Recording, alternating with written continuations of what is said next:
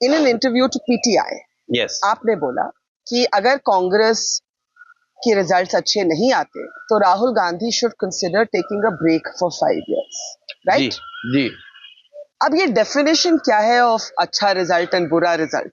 देखिए, डेफिनेशन तो बिल्कुल साफ है कि अगर आप, मैंने ये बात कही, और जो कांग्रेस के लोग हैं जो बीजेपी के ट्रोल्स को गाली देते हैं, जो बीजेपी के लोगों, और सही गाली देते हैं भाई कि क्यों इस तरह की भद्दी टिप्पणी और ट्रोलिंग करते हो। कांग्रेस ने और कुछ सीखा या नहीं, बीजेपी से ट्रोलिंग सीख ली है। कांग्रेस के trolls they are as aggressive and vicious as we have seen with BJP. some of us get it from both sides. मैं आपको बता रहा हूं। अब मैंने जिस दिन राहुल जी के बारे में कहा कि 90 चुनाव हारने के बाद भी ये आदमी, उसकी सबसे अच्छी बात यह है कि वो आदमी का कैरेक्टर है, कन्विक्शन है कि वो आदमी अपने बात पे खड़ा है। पूरे कांग्रेसी मेरी तारीफ कर रहे हैं, अरे भाई देखिए प्रशांत किशोर ने ये कहा। जब मैंने उनको ये कहा कि भाई ये कॉमन सेंस है कि राहुल जी 3 बार से उन्होंने प्रयास किया, अपनी तरफ से उन्होंने सब कुछ अपना लगाया। 2014 में आप हार गए, और हारे नहीं, कांग्रेस अपने जीवन के सबसे लोएस्ट लेवल पे आ गई। आप राहुल जी के इंटरव्यू 2014 के चुनाव से पहले उठाकर देख लीजिए, द इनफेमस और फेमस अरुणा गोस्वामी इंटरव्यू, उसमें उन्होंने बार बार ये कहा कि हम जीत कर आ रहे हैं, आपके 50 से कम सीट आ गए।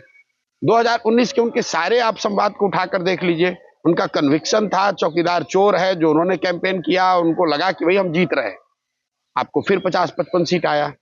फिर इस बार आपको लग रहा है कि इस बार तो हमने पैदल यात्रा की है, हमने काम कर लिया, देश में मोदी के खिलाफ असंतोष है, ये वो, और इस बार आप जीत कर आ रहे हैं। फिर अगर परिणाम आपके पक्ष में नहीं आए जी, तो दुनिया भर के डेमोक्रेसी में जो पैटर्न है, सिर्फ पॉलिटिक्स में ही नहीं, खेल हो, बिजनेस हो, कि किसी के लीडरशिप में अगर बार बार हार हो रही है, तो मैंने ये कहा कि भाई इसमें कोई गुनाह नहीं है कि राहुल गांधी 2 साल 3 साल ब्रेक ले लें, और किसी को, भाई अपने बहन को ही बना दो, अपने माँ को ही बना दो, जिस पर भी आपका भरोसा है उसको बना दो, किसी दूसरे को ये अवसर दे, शायद वो आदमी बेहतर कर सके।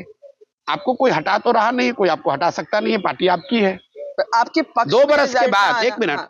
2 बरस के बाद अगर कुछ बेहतर हो जाए, फिर वापस आके बन जाना भाई नेता, इसमें कोई। और इसको अब कांग्रेस के उनके सपोर्टर्स ने ऐसा ले लिया कि मैं कह रहा हूं कि राहुल गांधी संन्यास ले ले। अरे भाई, मैं ये कह रहा हूं कि कम से कम ऑप्टिकली अगर कोई चीज आप प्रयास कर रहे हैं वो नहीं हो पा रहा है, तो इट्स अ कॉमन सेंस की take a break, rethink, re-strategize, and as an interim measure also give it to somebody to run it. What is the definition of the results of defeat in this context?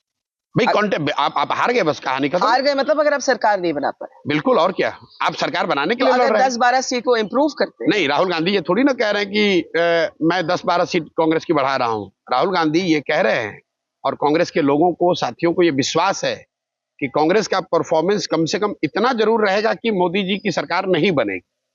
तो अगर उससे कम materially आप रह जाते हैं, तो आपको जिस कन्विक्शन की, जिस एथिक्स की, जिस मोरालिटी की आप बात करते हैं, उसी हवाले से आपको बैकसीट लेना चाहिए और ये कहना चाहिए। और मैंने ये भी कहा कि ये मेरे शब्द नहीं हैं। राहुल जी ने 2019 के चुनाव के बाद, जब वो कांग्रेस के अध्यक्ष थे, उन्होंने जो CWC को अपना लेटर लिखा इस्तीफा देते हुए, उसमें ये बातें लिखी हैं, जिम्मेवारी की बातें, कि रिजल्ट आशा अपेक्षा के अनुसार नहीं आया इसलिए पद छोड़ने की बात। तो अगर आपने कांग्रेस का पद उस समय छोड़ा था, फिर परिस्थितिवश किसी वजह से आप अध्यक्ष तो नहीं बने, लेकिन पार्टी चला तो आप ही रहे, तो आपके अपने मापदंडों के हिसाब से ही कम से कम आपको ब्रेक लेना चाहिए। किसी दूसरे पर भरोसा नहीं, अपने बहन को ही बना दीजिए, अपने माताजी को बना दीजिए। भाई उस समय उन्होंने इस्तीफा दिया, सोनिया जी को ही इंटरिम प्रेसिडेंट बनाया गया, लेकिन वो करना चाहिए। अगर नहीं करेंगे तो मैं आपको बता रहा हूं, कांग्रेस का डिक्लाइन इसी फॉर्मेशन में लगातार जारी रहेगा।